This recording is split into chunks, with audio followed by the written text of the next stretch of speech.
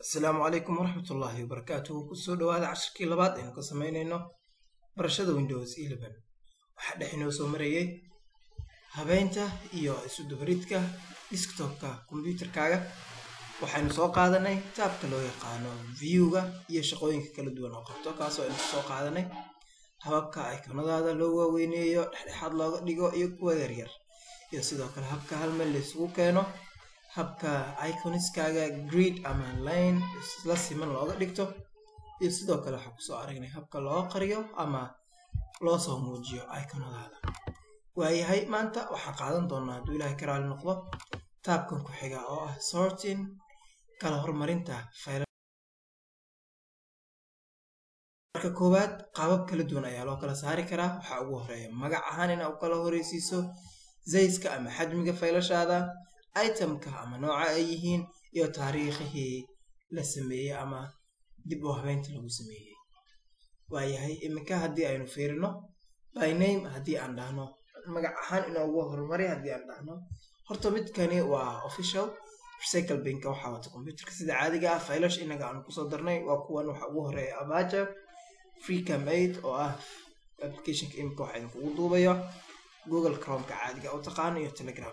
hadda waxay u kala horumarsan yihiin qaab magac waliba ascending loo yaqaana ee ayuu ka soo bilowdaa ilaa z xarafka ugu dambeeya, sidaas ay u socon doonaa. idan marka haddii aan meeshan mar labaad aan iraahdo magac ahaan igu kala hormari, wuxuu sameyn doonaa kaliya wuxuu kala rogi doonaa qaabkii marka hore u wada ahayd A to Z oo markaa waxay noqon doontaa Z to A. imika tusaalahan haddii aan gujiyo aan ku celiyo mar labaad, waa arkaysaa kan recycle binkan isaga mar walba ma xisaabsanaa, waxaa si caadi u wato official ahaan Windows-kaaga. idan intaan rabno inaan wax ku bedbedelnaay waa intan. haddaatay Apache ayaa ugu horeeyay, Freecam 8 ayaa ku xigay, ama waxaa ku xigay Google Chrome-ka, kadibna Telegram-ka u dambeeyay. laakiin hadda wuu kala rogay, Telegram-ka uu koreeya, waxa ugu hooseeya Apache sida arkaysaa. taasi macnaheedu waxa weeye hadda haddii aan mar labaad ku celiyo name wuxuu noqon doonaa qaabkii uu bedeli doonaa.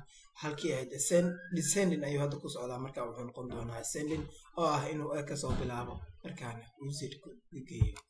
saa arkaysa iminkaba Apache ayuu ka bilaabay, Telegram ayuu ugu dambeeya. waayahay qaabka labaad ee loo kala horeysiiyo faylashaada waxaa loo yaqaanaa item size-ka ama shaygaaga xajmiga inta uu leeyahay. iminka haddii aan gujiyo tusaale ahaan shayga ugu xajmiga weyn ayuu ii soo hormari doonaa, kan ugu xajmiga yarna gadaal ayuu ii keeni doonaa. sida arkayso browserkan ayaa ugu weyn ayuu leeyahay, Freecam 8ka ama wax lagu duubo kaas ayaana ugu xajmi yar. waayahay sidoo kale waxaan qaabka u kala duwi karno waxaa ka mid ah item type, noocyada marka ay kala inkastoo hadda itemyada noo saaran badankood ay yihiin applicationo ama software. haddii aan haysan lahayn faylal kaloo ka duwan sida documents, sawiro, muuqaalo, haddii meesha inoo ooli lahayd markaa si toos waan u arki lahayn. imika laakiin haddaa gujisahay isbedel saa u sii weyn ma dhacayo. waayahay waxa ugu dambeeya date modified, taariikhdii wax laga bedelay faylkan ama lagu soo kordhiyey meeshan markaa aad sortingka ku sameynayso. tusaale ahaan haddii aan marka hore gujiyo wuxuu sameyn doonaa shaygii ugu horeeyay ee computerka lasoo dhigay, halkan khaasatan meesha aynu wax ka bedbedelayno ayuu u koreysiin doonaa, kii ugu dambeeyna u horeysiin doonaa.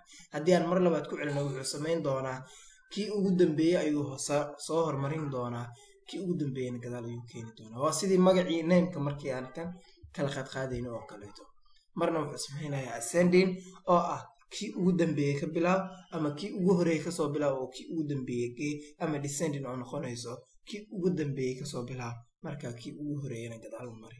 hadda haddii aan date modified aan iraahdo waa arkaysaan hadda wuxuu sameeyey browserka ugu dambeeyay wax la isticmaalo isagu ayuu sare mariyey, kuwan kaleetana waa uu ku xajiyay. haddii aan mar labaad ku celiyo waa arkaysaan haddana wuu isbedelaya mar walba. idan marka cashirkeena maanta intaas ayuu ka egyahay. aad ayaad u mahadsantihiin insha allah.